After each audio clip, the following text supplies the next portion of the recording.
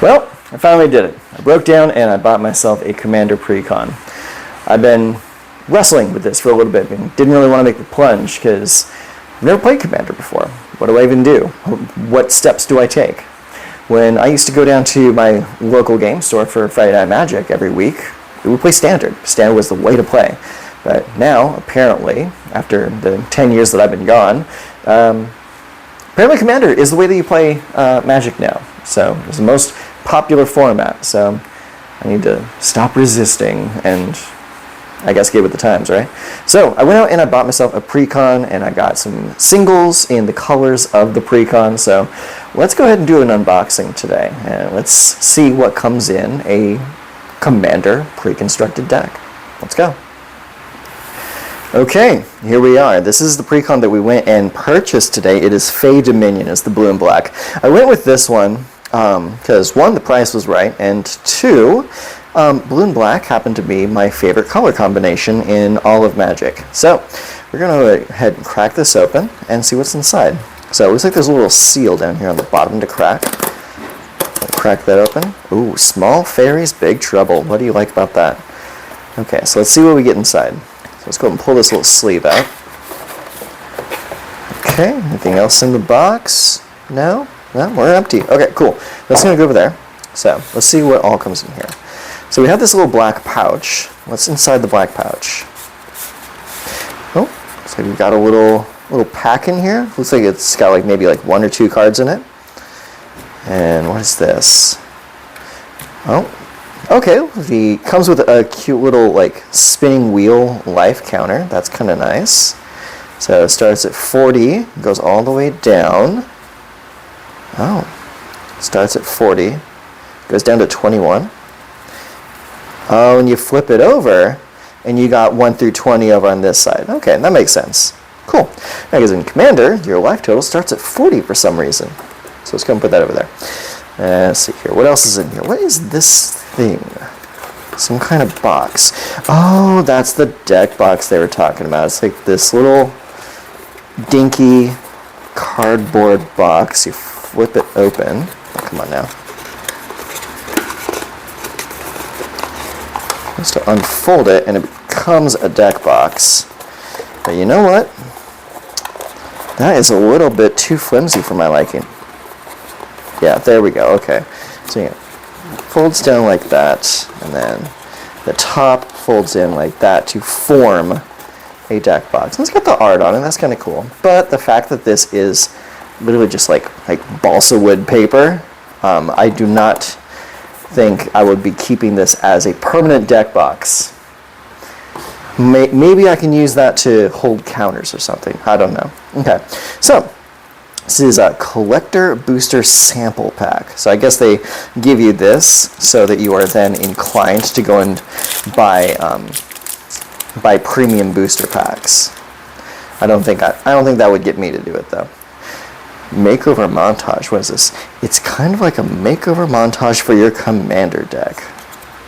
Discover the coolest cards. So this is a little advertisement. So you probably like scan the QR code and you get like some kind of like advertisement or something. I don't know. All right, what else is in here? Okay, so we got a Werefox Bodyguard. That is actually a pretty decent card. I've collected about 4 of these, I think, in Magic Arena. Have yet to put this in a deck though. I usually end up putting Brutal Cathar in my white decks instead. But hey, I'll take it. It's a free card. And here we have a very pretty Stab Wound. So it's 2 and a black, Enchantment Aura. Enchanted creature gets -2/-2 at the beginning of the upkeep of enchanted creature's controller. That player loses 2 life. That's kind of cool. A little expensive for what it does, and honestly, if I were using this card, or like a card that does -2/-2, like I would want to be putting this on a creature that's going to die, period. But I can see that being useful in some decks, like decks that care about auras, that kind of thing. Okay, so let's see what else comes in here. So, I believe this is going to be the deck itself. And it's got these little punch-out counters that you can use. That's kind of cool. So these swirly ones, I'm assuming, are stun counters. And then you got 3 little +1 counters there. So let's see here. So let's go ahead and unfold right here. And pull this out. Come on. There we go. Okay, let's go ahead and set that off to the side. What do we have here? So we have this little insert. What is this insert for? Join the Magic community. It's another advertisement. Advertisements upon advertisements with this game. Okay, and then a little fold-out poster to kind of like promote the commander. This is Tegwil, Duke of Splendor. And then you have like commander rules, playing the decks. It's like a little like getting started guide. I'll have to read that later, so I fully understand how to play commander when I go down to play commander. And here it is, fat little cube of, I'm assuming, 100 cards. And there's our commander right there on the front. And you see a little insert on the back showing you other popular Magic formats like Standard, Booster Draft, and Commander. All right, let's get this cracked open and see what's inside. I'm actually kind of excited to see what exactly comes in a fully formed 100 card deck. Something that you don't have to put any effort into deck building for. You just buy it direct from the company. But knowing me, I'm certain I will be making edits. So, you have Tegwil, the Duke of Splendor, in a very interesting treatment here. I think it's actually attached to something else, is it? Or is it just a thick card? No, that's just a thick-ass card. I actually really like that. It's like it's more sturdy. It's a little bit thicker, and it's not in like the traditional like foiling. It's something else entirely. That is really cool though. So let's go ahead and set that down right there. Actually, let's go ahead and separate out those other cards because that's not part of the deck. Okay, so there's our little commander right there. He's very cute. And then we have in the original foiling Tegwil, and we have Alela, the Cunning Conqueror. Very beautiful art on that. I like that a lot. Okay, so what else we got in here? So we have Archmage of Echoes. What's this? 4/4 Flying Ward 2. Whenever you cast a fairy or wizard permanent spell, copy it. That's kind of cool. A little on the expensive side, but I know that Commander, just from like watching people play Commander, it's a much slower format. So I guess 5 mana can be useful. Fairy Shapeshifter is a 0/0 for 4 mana, flash flying. You may have Malleable Imposter enter the battlefield as a copy of a creature an opponent controls, except it's a Fairy Shapeshifter in addition to its other types and it's flying. So, it's a flash clone, but you can only clone your opponent's stuff. I can see that being kind of cool. Alright, next up we have the Misleading Signpost. I've seen a lot of talk about this one. Just because like it's a flash mana rock that you can put into play during your opponent's turn and reassign combat. So that can be really useful in a multiplayer game like Commander. We have Shadow Puppeteers. We have here 4/4 Flying Ward 2.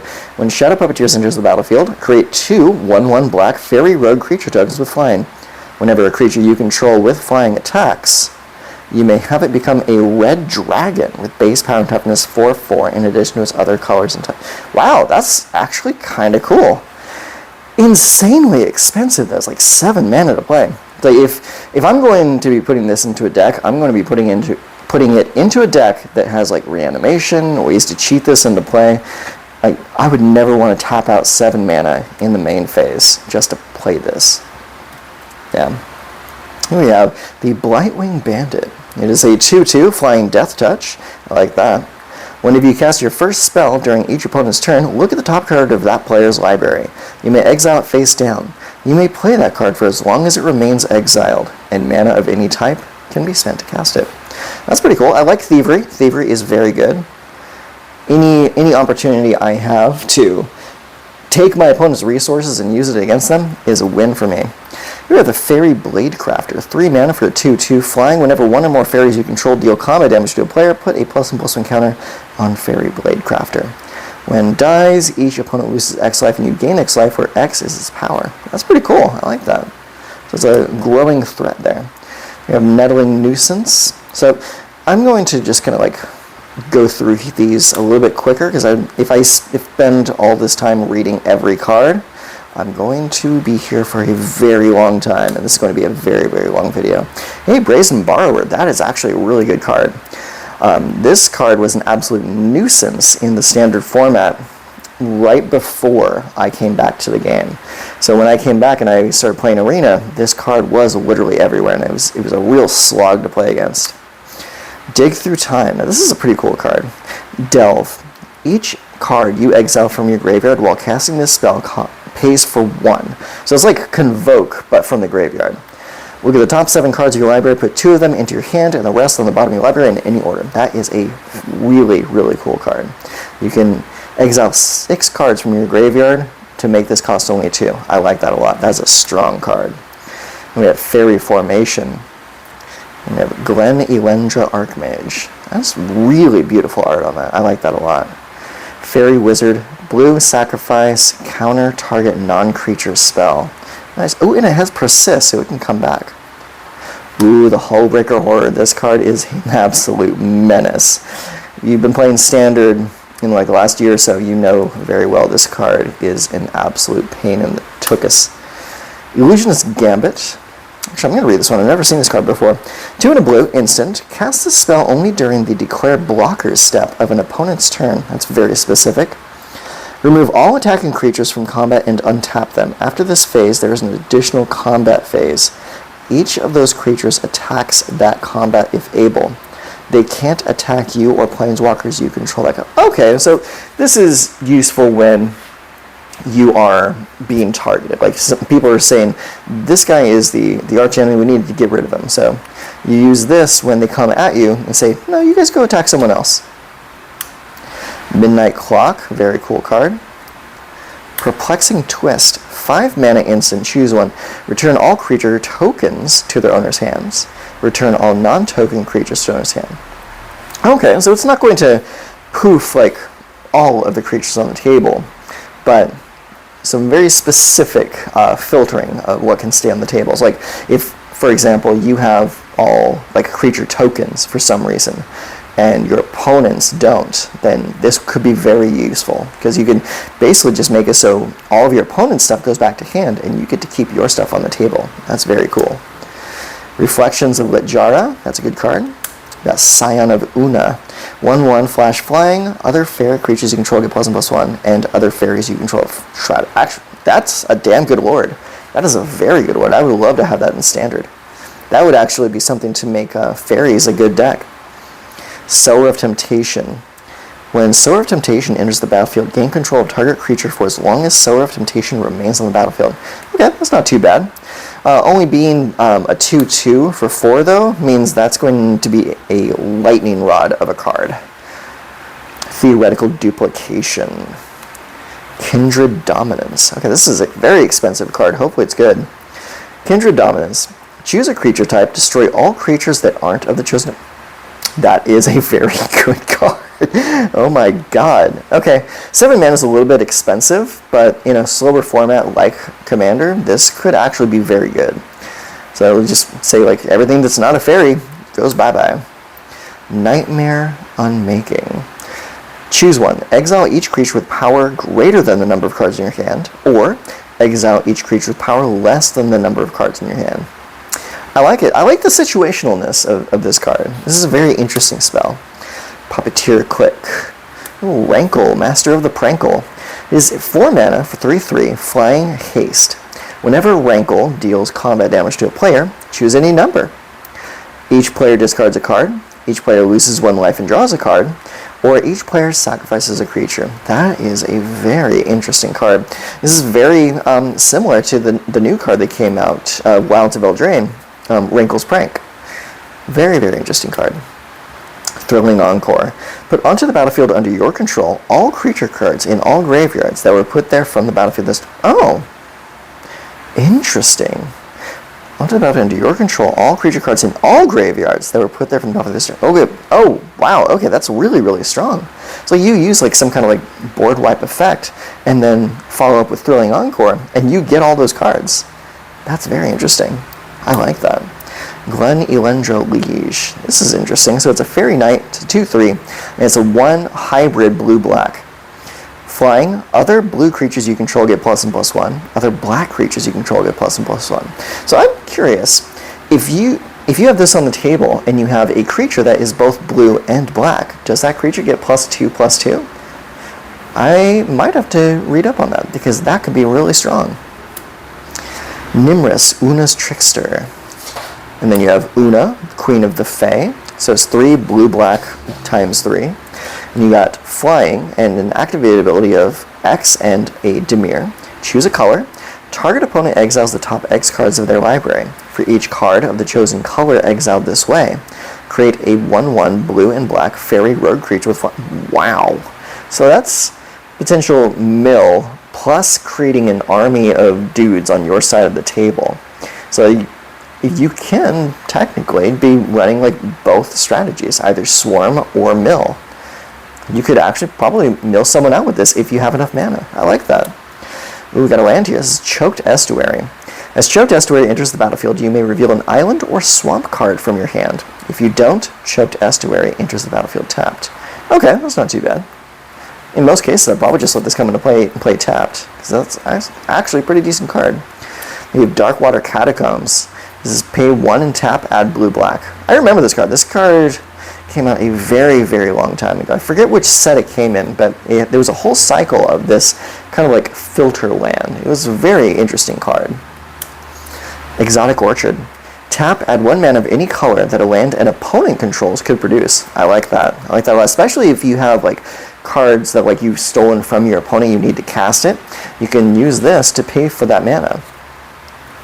Secluded Glen. As Secluded Glen enters the battlefield, you may reveal a fairy card from your hand. If you don't, it comes into play tapped. Oh, perfect. So it's a tribal land. Nice. Sunken Hollow enters the battlefield tapped unless you control 2 or more basic lands.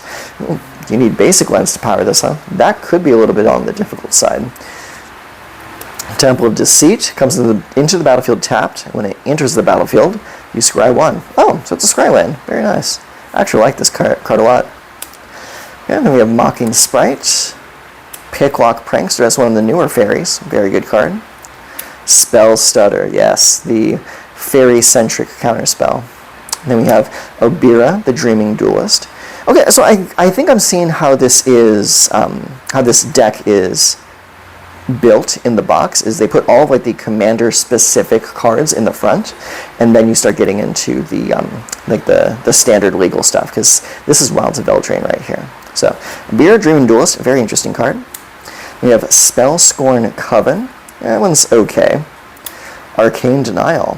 1 and a blue, counter target spell. Its controller may draw up to 2 cards at the beginning of the next turn's upkeep.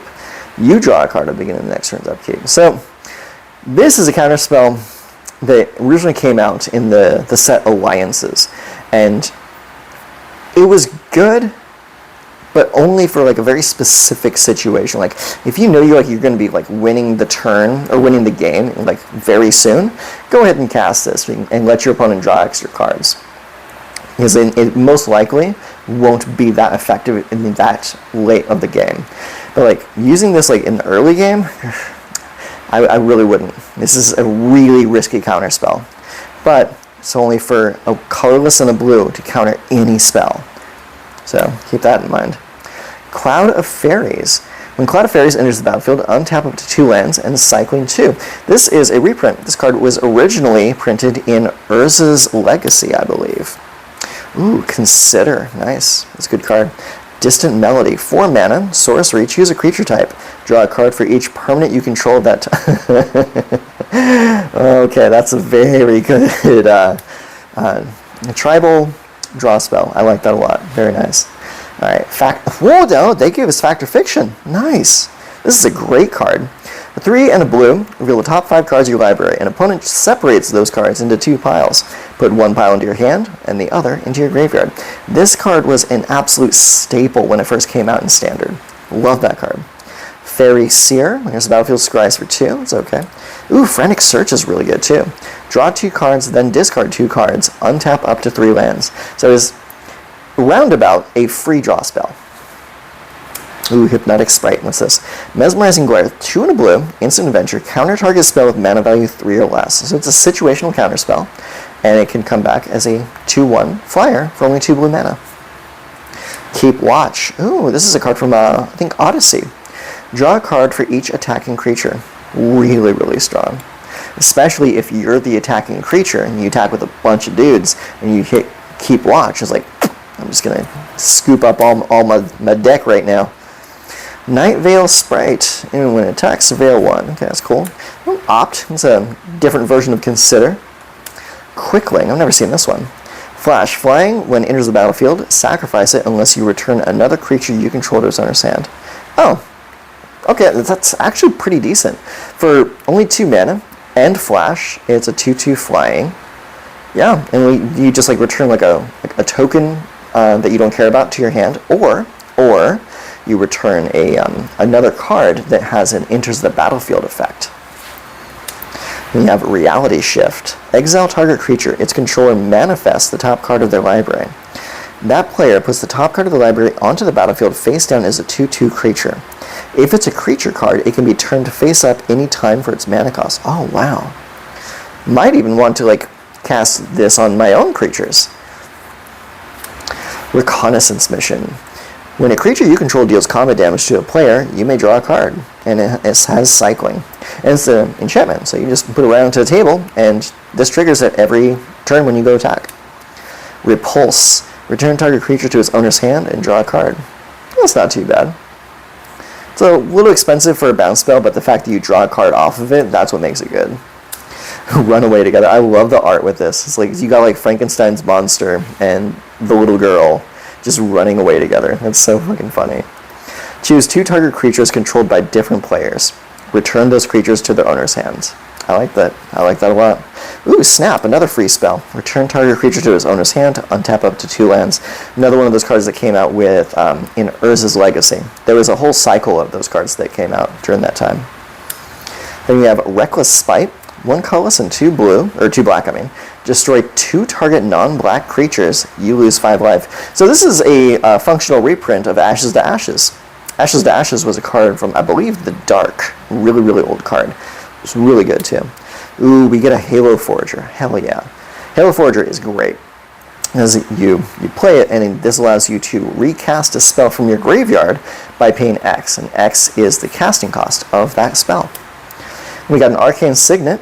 This is a 2 mana rock that gives you mana in your commander's colors. Then we have a Dimir Signet, which is another kind of mana rock. You have to pay 1 and tap it, and you add blue-black by doing that. But that's good too. And we got a Felwar Stone. So it's another 2 mana stone. And it taps to add 1 mana of any color that a land an opponent controls could produce. So we're getting a lot of the staple mana generators. Mind Stone, 2 colorless, and it taps to add a colorless, and 1 tap sacrifice Mind Stone to draw a card. That's not too bad. Oh, there's the Soul Ring, everybody's favorite. 1 colorless artifact, tap to add 2 colorless. I think this is literally in every single deck. Like every commander deck has this card in it. Talisman of Dominance. It's 2 colorless, and it can tap for a colorless, or you can tap it for a blue or a black, and it deals 1 damage to you. So probably most cases going to be using this to tap for colorless. But ramp is ramp. Wayfarer's Bauble, very good. You sacrifice this to go get a land out of your deck. Ooh, we got the Bojuka Bog. This is a fantastic card. I remember playing this a lot in Standard. It comes into play tapped, and when Bojuka Bog enters the battlefield, exile target player's graveyard, and it taps for a black mana. There's a command tower. This taps for colors in your color identity. We got Dimir Aqueduct. Comes into battlefield tapped. When enters the battlefield, return a land you control to its owner's hand, and it taps for a blue and a black. That's a funny thing with this land. It's like it taps for blue and black, not blue or black. We have Fairy Conclave. Ooh, this is another reprint from Urza's Legacy, the Old Man land. This one, for a colorless and a blue, you can transform this land into a 2/1 flying blue fairy. Then we have Myriad Landscape. What's this? Enters the battlefield tapped, taps for a colorless, or 2 and tap sacrifice landscape. Search your library for up to 2 basic land cards that share a land type. Put them onto the battlefield tapped, then shuffle. So you go and get 2 islands, you go and get 2 swamps, that kind of thing. Path of Ancestry. Enters the battlefield tapped. Tap to add 1 mana of any color in your commander's color identity. When that mana is spent to cast a creature spell that shares a creature type with your commander, scry 1. Hey, that's actually pretty good. honestly, just the scry part on this is really good. We have Tainted Isle, taps for a colorless, or for a blue or a black, activate only if you control a swamp. I remember, I forget which set it was, I think it was like one of the Innistrad sets or something like that, but there was a whole cycle of these where it was, you needed a swamp to activate it. Like, it was like the black mana was like seeping into like all the different colors, and like even like the white black one or the green black one, like they all needed you to have a swamp in play in order to get the mana out of it. Temple of the False God, how interesting. So this is taps for 2 colorless, activate only if you control 5 or more lands. Remember, I think this one came out during, I think it was Onslaught, the block that came right after Odyssey, and this was actually a really popular card back then. Okay, I think we're getting into the basic lands here. So we see island, island, island, a whole bunch of islands here. A lot of islands, oh wow. Okay, then we have swamp, swamp, swamp. All of our swamps. Okay, alright, so that's all of our basic lands. Looks like we have some tokens here. So we have a Fairy Rogue token, it's a 1/1 flyer. 2, 3, 4, 5. Then different art on this. Same card though. Fairy Rogue, 1/1 flying. Okay, so it came with some tokens. That's awesome. It comes with a little rules insert as well. There you go. So there you go. You got your insert, you got your tokens, you got your basic lands, and you got all of like your non-basics. Your ramp is in here. Got all your creatures and your spells. This deck, again, like this is my first Commander deck I've ever purchased. And basically from what I'm seeing here and what I've seen on like internet shows like Commander at Home and game nights and all those, is that this deck, while a little underpowered, it still gives you a lot to get started with, like right out the box. Like you can just sleeve this up and play it right out of the box. You're good to go. Oh, that needs to be separated because that is our special little happy commander guy. And you look at the side there, it is a little bit thicker than all the other cards. So you can see the side right there. So that's going to be separated.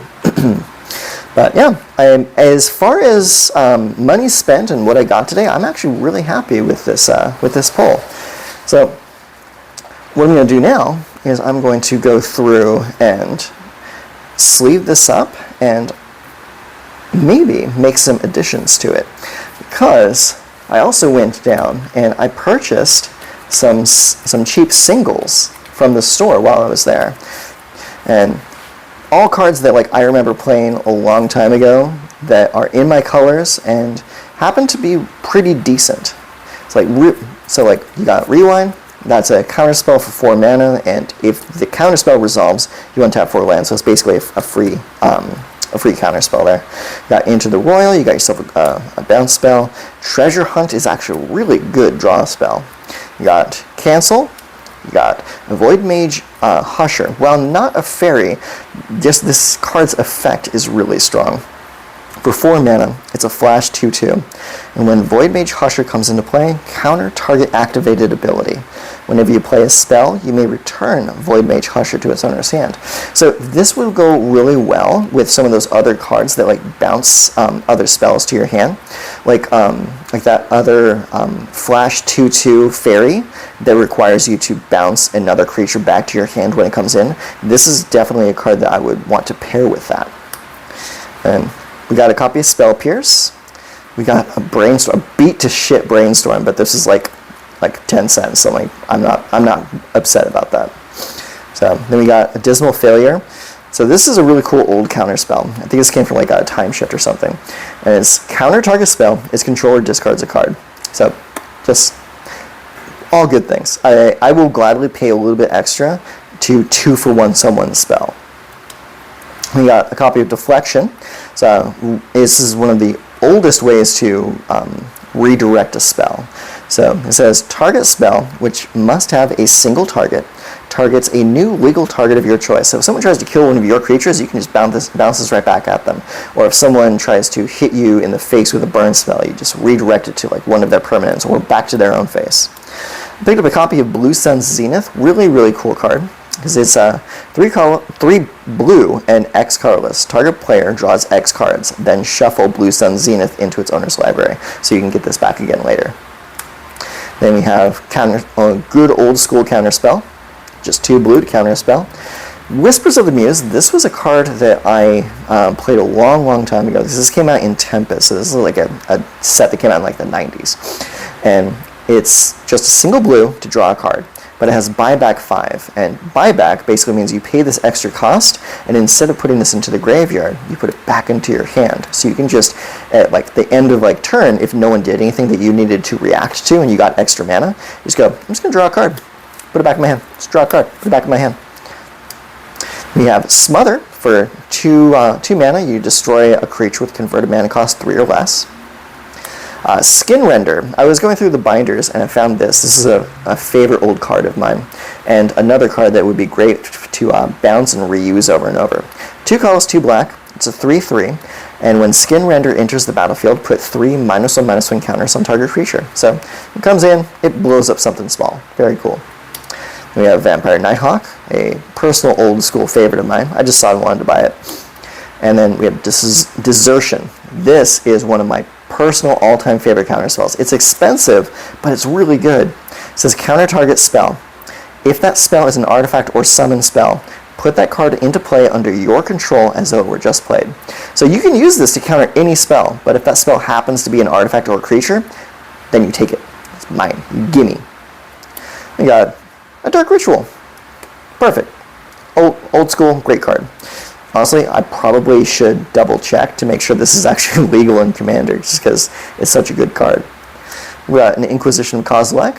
Very, very good card. For only 1 black mana, you get to get information about your opponent's hand and make them discard a cheap spell.